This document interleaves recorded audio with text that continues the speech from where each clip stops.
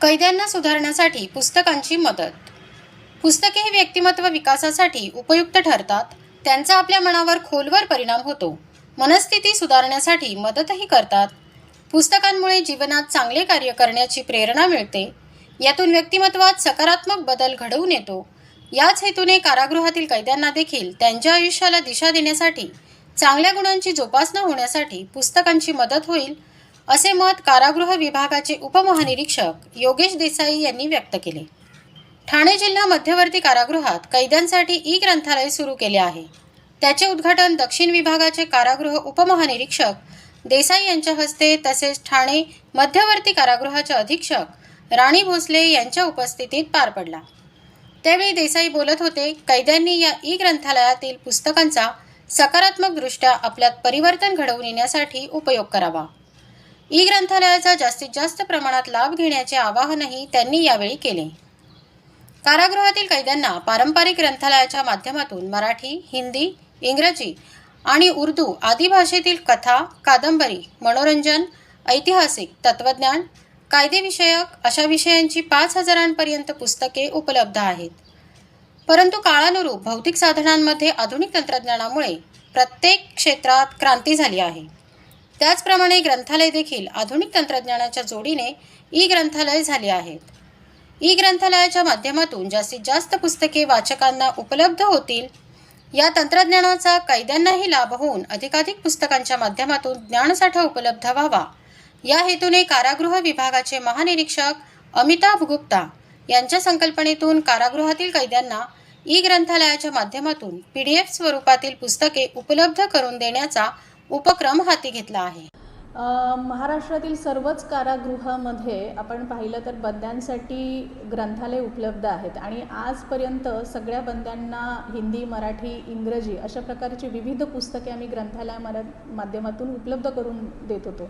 परंतु प्रथमच आमचे कारागृह विभागाचे माननीय अप्पर पोलीस महासंचालक माननीय श्री गुप्ता साहेब यांच्या संकल्पनेतून ई लायब्ररी सुविधा ही बंद्यांसाठी आम्ही उपलब्ध करून देत आहोत आणि त्यामुळे महाराष्ट्रातील सगळ्या जेलमध्ये ई लायब्ररी सुविधा बंद्यांसाठी उपलब्ध होणार आहे. आणि आज आपण इथे ठाणे मध्यवर्ती कारागृहामध्ये आज कारागृह उपमहानिरीक्षक माननीय देसाई साहेब यांच्या हस्ते आज ई लायब्ररीचं उद्घाटन केलेलं आहे.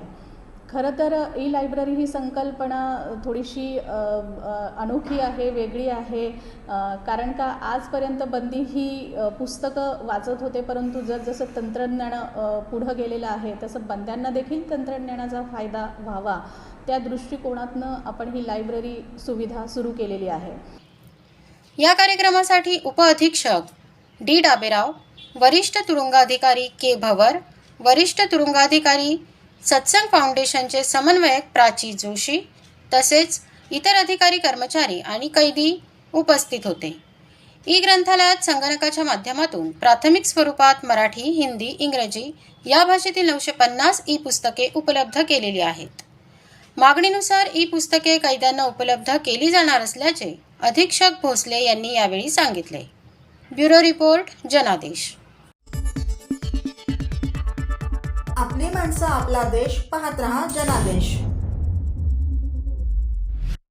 श्री अक्कलकोट संस्थानतर्फे 42 एकरवर साकारणार भव्य अनुभूती प्रकल्प. लोकवर्गणीसाठी स्वामी भक्तांना आवाहन. तमाम मराठी भक्तांच्या मनात अढळ स्थान प्राप्त केलेले श्री स्वामी समर्थ यांचे अक्कलकोट येथे सुमारे 22 वर्षे वास्तव्य होते. तीर्थक्षेत्र म्हणून नावारूपास आलेल्या अक्कलकोटचा विकास हे ध्येय ठेवून कार्य करणाऱ्या श्री अक्कलकोट संस्थानतर्फे 42 एकरांच्या जागेवर प्रस्तावित 375 कोटींचा भव्य असा अनुभूती प्रकल्प लोकवर्गणीतून साकारण्यात येत आहे. हा प्रकल्प राज्यातील देवस्थानातील शाही निवासस्थानाची अनुभूती, समृद्धी आणि ऐश्वर्य बहाल करणारा असेल, अशी माहिती श्री अक्कलकोट संस्थानचे नरेश श्रीमंत मालोजीराजे संयुक्त राजे भोसले तिसरे यांनी आयोजित पत्रकार परिषदेत दिली. अनुभूती ही आध्यात्मिक संकल्पना असून या प्रकल्पात ब्रह्मस्थानी श्री स्वामी समर्थांची पंचधातूमध्ये बनविलेली 108 फुटी भव्य मूर्ती स्टॅच्यू ऑफ मिरॅकल उभारण्यात येणार आहे. त्यासोबतच दिव्यदर्शन, बहुउद्देशीय रुग्णालय, प्रसादालय, निवास व्यवस्था, स्टुडिओ अपार्टमेंट, भव्य पार्किंग व्यवस्था, पंचकर्मा रिसॉर्ट, फूड कोर्ट आणि हत्तींच्या मुक्त संचारासाठी कुंजरवन हे जंगल यांचाही समावेश आहे. या प्रकल्पाची संकल्पना श्रीमंत मालोजीराजे भोसले तिसरे यांची असून महेश नामपूरकर हे प्रमुख वास्तुविशारद म्हणून जबाबदारी पार पाडत आहेत. या प्रकल्पासाठी श्रीमंत मालोजीराजे यांनी अक्कलकोट संस्थांची सुमारे 250 कोटीहून जास्त मूल्याची 42 एकर जागा सेवा स्वरूपात दिली आहे.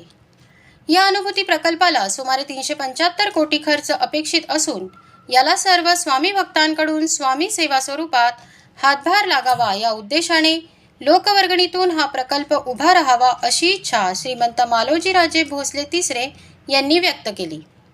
या प्रकल्पासाठी 1 रुपये मूल्यापासून शक्य होईल त्या रकमेपर्यंत वर्गणी देण्याचे आवाहन त्यांनी वेळोवेळी केले आहे. मुख्यतः अनुभूती हा प्रकल्प अक्कलकोटचे राजे मालोजीराजे भोसले त्यांच्या संकल्पनेतून आपण निर्माण करत आहोत. अक्कलकोटलाच हे का घडावं, तर मला असं वाटतं की महाराजांनी जेव्हा राजांना हे दृष्टांत दिला की इथे काहीतरी करणं आणि अपेक्षित आहे आणि गरजेचं आहे, तर आज तुम्ही बघितलं तर अक्कलकोटमध्ये कुठल्याही प्रकारची अशी इंडस्ट्री नाही आहे किंवा एक्सप्रेशन नाही आहे. तर या दृष्टीने सुद्धा मला वाटतं राजांचं एक थॉट प्रोसेस असा आहे की तिथे थोडंसं सुशिक्षितपणाने लोकांना रोजगार निर्मिती पण या प्रकल्पातनं व्हावी आणि हा development entirely for the society, by the society अशा रीतीने म्हणजे लोकांकरिता निर्मित केलेला हा प्रकल्प अनुभूती व्हावा आणि तो सगळ्यांना म्हणतोय की आपण स्टॅच्यू ऑफ मिरॅकल्स. सो तिथे आल्यानंतर प्रत्येकाला तो एक अनुभव आला पाहिजे की स्टॅच्यू ऑफ मिरॅकल्स म्हणजे इथे घडल्यानंतर, इथे आल्यानंतर तो अनुभूती प्रत्येकाच्या जीवनात कुठल्या ना कुठल्या स्वरूपात ती यावी अशा दृष्टीने आपण अक्कलकोटमध्ये हा प्रकल्प 42 एकरवर निर्मित करत आहोत. सदरच्या प्रकल्पाला वर्गणी देणाऱ्या भाविकांनी अधिक माहितीसाठी 98 67 39 14 61 अथवा www.swamisamarthaanubhuti.com येथे संपर्क साधण्याचे आवाहन करण्यात आले आहे. ब्युरो रिपोर्ट, जनादेश. आपली माणसं, आपला देश, पाहत रहा जनादेश. ठाणेकर मालमत्ता करदात्यांसाठी करातील व्याज माफी अभय योजना 31 डिसेंबर 2023 पर्यंत मालमत्ता करावरील 100% व्याज माफ. तसेच 1 जानेवारी ते 15 जानेवारी 2024 या कालावधीमध्ये मालमत्ता करावरील 75% व्याज माफ. त्याचप्रमाणे 16 जानेवारी ते 31 जानेवारी 2024 या कालावधीमध्ये मालमत्ता करावरील 50% व्याज माफ. तरी सदर व्याज माफीच्या अभय योजनेचा ठाणेकर करदात्यांनी लाभ घ्यावा. महानगरपालिकेच्या कोणत्याही संकलन केंद्रावर कर भरण्याची सोय आहे. एटीएम, डेबिट, क्रेडिट कार्डद्वारे कर भरण्याची सुविधा उपलब्ध करून देण्यात आली आहे.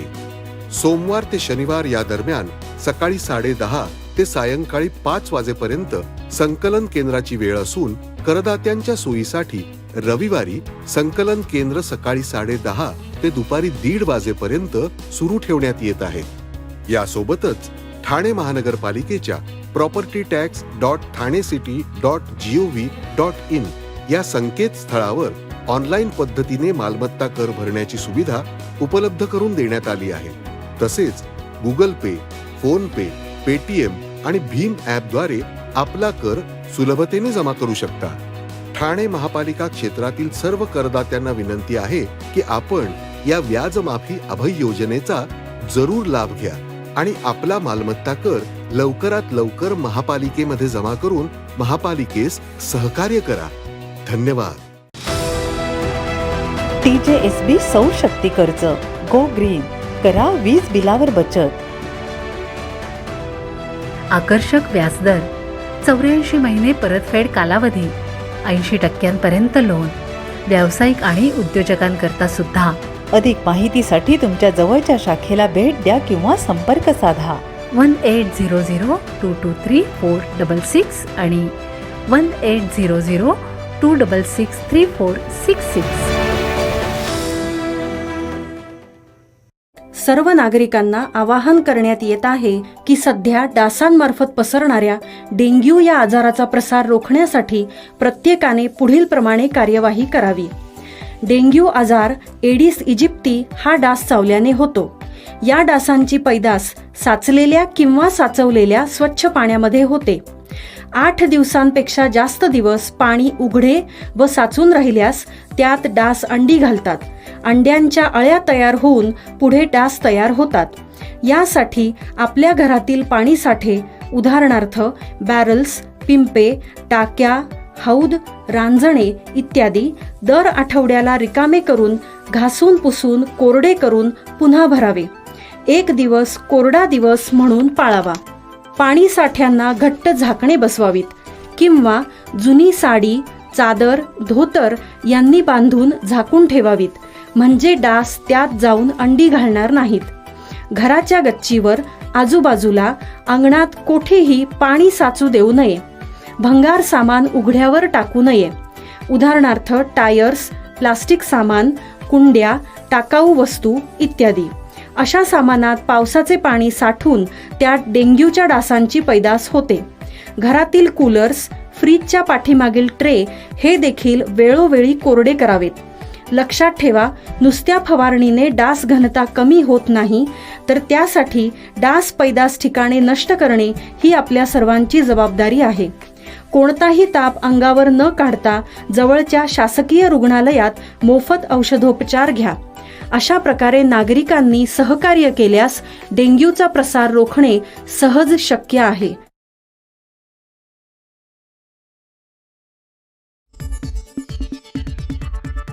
आपली माणसं आपला देश, पाहत रहा जनादेश. रोख बक्षिसे देऊन अधिकारी तसेच कर्मचारी यांचा सन्मान. नागरी संरक्षण नवी मुंबई समूह ठाणे या संघटनेमध्ये आपत्कालीन परिस्थितीमध्ये व कार्यालयीन कामकाजामध्ये अतुलनीय व विशेष कामगिरी पार पाडल्याबद्दल सदर अधिकारी व कर्मचारी यांना रोख बक्षिसे देऊन गौरविण्यात आले. विजय बळीराम जाधव, उपनियंत्रक नागरी संरक्षण नवी मुंबई समूह ठाणे. अनिल गणपत गावित, सहाय्यक उपनियंत्रक. तृप्ती नथवानी, लिपिक टंकलेखक. दत्तू सुरंजे, वाहन चालक. तसेच गहिनीनाथ बुगे, जावकस्वार. अशी माहिती विजय जाधव, उपनियंत्रक नवी मुंबई समूह ठाणे यांच्याकडून देण्यात आली. ब्युरो रिपोर्ट, जनादेश. आपली माणसं आपला देश, पाहत रहा जनादेश. विजय अप्पा खांडेकर यांची उपसरपंचपदी बिनविरोध निवड. खडकी ग्रामपंचायत निवडणूक सुनील खांडेकर उपसरपंच यांनी राजीनामा दिल्यानंतर 15 दिवसांमध्ये निवडणूक लागल्यानंतर खडकी गावामधील एक युवा नेतृत्व आणि सर्वसामान्यांचा आधार असे त्यांची ओळख असणारी, सातत्यपूर्ण कामांचा पाठपुरावा करणारे, गोरगरिबांचे काम करणारे विजय अप्पा खांडेकर टेलर यांची बिनविरोध निवड करण्यात आली. या निवडीचे काम निवडणूक अधिकारी सदाशिव रघुनाथ सपकाळ, सांख्यिकी विस्तार अधिकारी पंचायत समिती माण, तसेच निवडणूक निरीक्षक धीरज सिद्धाराम विजापुरे, शाखा अभियंता सार्वजनिक बांधकाम विभाग दहिवडी, तसेच ग्रामसेवक खरात अण्णा यांनी काम पाहिले. एक अर्ज आल्यामुळे दुपारी 2 वाजता विजयी घोषित केले आणि त्यांची उपसरपंचपदी बिनविरोध निवड करण्यात आली. ग्रामपंचायत सदस्य तसेच उपस्थित माजी उपसरपंच सुनील खांडेकर व लक्ष्मीबाई खांडेकर, सदस्य संतोष करचे, सदस्य अश्विनी कापसे, माजी उपसरपंच व युवा नेतृत्व बबन साळुंखे, तसेच खडकी ग्रामस्थ रंगकामगार अध्यक्ष विश्वास साळुंखे व जनादेश TV news reporter Abaso Shinde व युवा नेतृत्व तायप्पा खांडेकर, बापू भाऊ खांडेकर व बाळासाहेब साळुंखे, गणेश खांडेकर, युवा नेते देवाप्पा खांडेकर, सर्व खडकी ग्रामस्थ उपस्थित होते. यावेळी सरपंच यांचा सत्कार करण्यात आला, तसेच त्यांना पुढील वाटचालीस शुभेच्छा दिल्या. सर्व स्तरातून त्यांचे कौतुक होत आहे. ब्युरो रिपोर्ट, जनादेश.